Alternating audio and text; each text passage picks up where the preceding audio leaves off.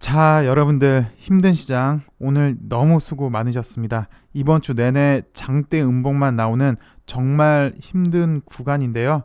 버티느라 정말 수고 많으셨습니다.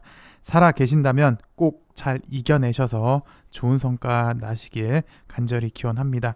일단 지금은 시장이 가장 큰 문제죠. 코스닥 보시다시피 3.7%대 빠졌습니다. 코스피는 3.5%대 하락했는데요. 말 그대로 패닉 장세입니다. 바이오, 2차 전지, 게임 다 박살났다라고 표현을 해야 할 것 같아요. 전광판에서도 사실 빨간색 찾기가 그렇게 쉽지 않은 그런 모습이고요.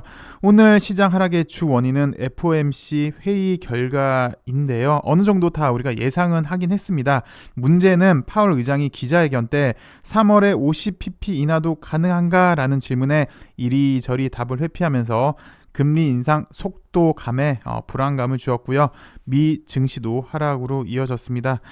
일단 이걸로 미 연준 그리고 바이든 행정부의 지향 목표는 자산 시장의 상승보다는 인플레를 잡겠다라는 의지를 확인할 수 있었던 것 같습니다. 어쨌든 파월 의장의 좀 전에 같은 행동은 의도했던 안 했던 간에 주식 시장에 하락 시그널을 주었고요. 이렇게 한 행동에 대해서 우리가 몇 차례 봤어요. 파이오족 이야기를 하면서요.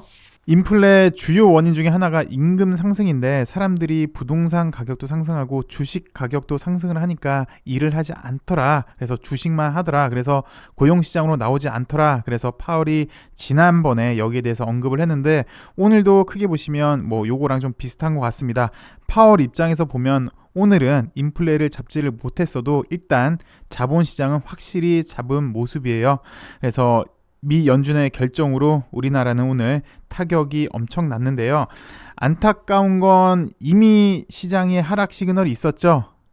최근 1050부터 해가지고 850까지 이렇게 급 하락을 했어요. 절벽도 아니고 정말 기울기가 엄청나게 쑥쑥쑥쑥 이렇게 빠지는데 게다가 사실 긴축 나오면 신흥국 시장이 더 큰 타격을 받는 걸 인지를 했을 텐데 오늘 오전 정부 발표 내용은 정말 실망적이었습니다.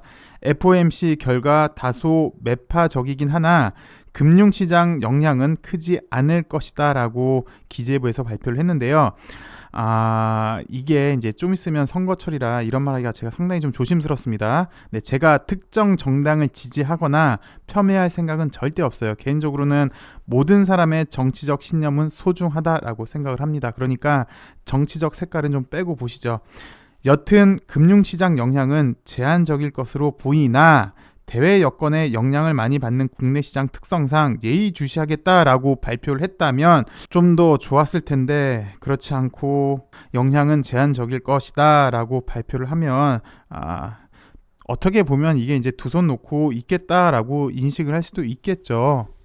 게다가 어저께도 언급을 했지만 구태여 지금처럼 시장이 불안정할 때 금융당국에서 공매도 전면 재개라는 의지를 보여줬으니 이건 대한민국 자본시장 대외 요소로 불안하니까 공매도 여러분들 저는 감시도 안 하고요. 투심도 악화시켜 놓았으니까 맘 편안히 어차피 시장 빠질 것 대놓고 막 때리십시오. 공매도 여러분들 파이팅. 공매도 여러분들 뒤엔 대한민국 금융당국과 기재부가 있습니다. 대한민국 자본시장 박살 아자아자 이런 것도 아니고 좀 개탄스러운데요. 그나마 다행인 건 10시쯤에 한은에서 FOMC 모니터링 강화한다는 소식, 11시쯤에는 이제 금융당국에서 불안심리 과도한지 점검하겠다라고 발표를 했는데 왜 우리나라는 자꾸 골든타임을 놓치는지 좀 많이 아쉽네요.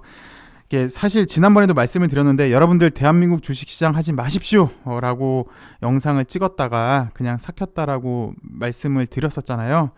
진짜 대한민국에서 투자하기 너무 힘에 부치네요. 그리고 금리 인상 여파로 미 국채 단기 금리는 약 10%대, 장기 금리는 3%대 급등을 하면서요. 성장주에 직격탄을 맞았습니다. 보시다시피 오늘 바이오주들 그리고 성장주들 상당히 안 좋은 모습을 보여줬고요. 북한은 이틀이 멀다고 계속해서 미사일을 쏘고 있습니다. 게다가 이번엔 디도스 공격도 있었고요. 또 확진자 수는 매일매일 최대치를 갈아치우고 있고요. 또 급락장의 반대 매매도 꽤 많은 것 같습니다. 그래서 신용 쓰신 분들 많이 힘드실 것 같고 그것 때문에 또 수급이 더 꼬이는 악순환의 모습을 보여준 것 같아요. 근데 뭐 일단 단기적으로만 놓고 보시면 과매도 구간으로 보여져요. 일단 하락 그리고 시장 진정이 우선시 돼야 할 것 같은데요. 이렇게 안 좋은 시기에 내일만 지나면 그나마 설 연휴여서 이걸로 좀 위안을 삼을 수가 있을 것 같습니다. 이게 어느 정도 악재는 다 나오지 않았나, 그렇게 생각이 듭니다. LB는 전일 대비 4.49% 하락한 29,750원에서 마감을 했습니다. 결국 3만원도 못 지켜줬고요. 지금 이 가격은 보시면 지금 216 가격보다도 더 하락한 주가인데요. 말 그대로 처절하다라고 표현이 될 것 같습니다. 가시적인 성과가 아니더라도 주가 방어용 소식이라도 좀 주주들을 위해서 보내주면 어땠을까라고 생각도 해봤는데 너무 과한 기대를 한 걸까요? 엘생도 마찬가지고요.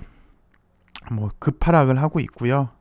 넥사는 더 심합니다. 불과 며칠 전만 해도 여기 2만 4, 5천 원대 있었는데 지금 가격은 14,000원대로 일주일 새에 약 만원이 빠진 그런 모습이고요.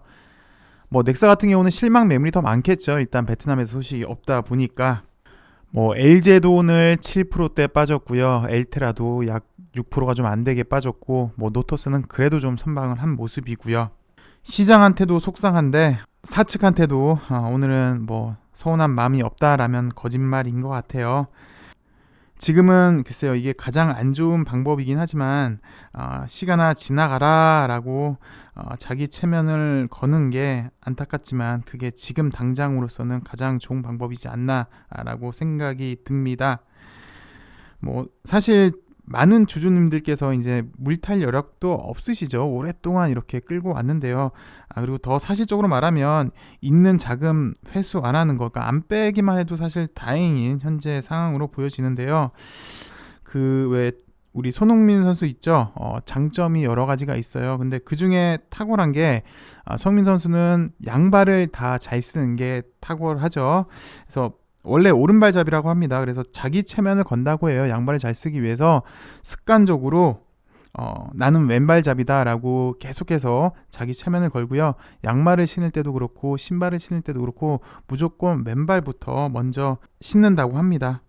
그래서 왼발을 잘 쓰게 되었고 지금 뭐 세계 최정상급 선수가 되었는데 글쎄 뭐 당장은 바람직하지는 않지만 그래도 지금 위기 상황에서 이런 생각을 하는 것도 나쁜 방법으로는 보여지지 않아요.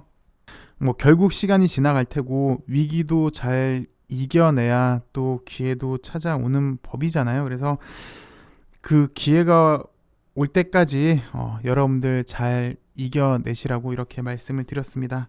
내일은 반등의 소식을 가지고 여러분들 찾아뵙길 정말 학수고대합니다. 시청해주셔서 감사하고요. 우리 살아서 봅시다. 감사합니다.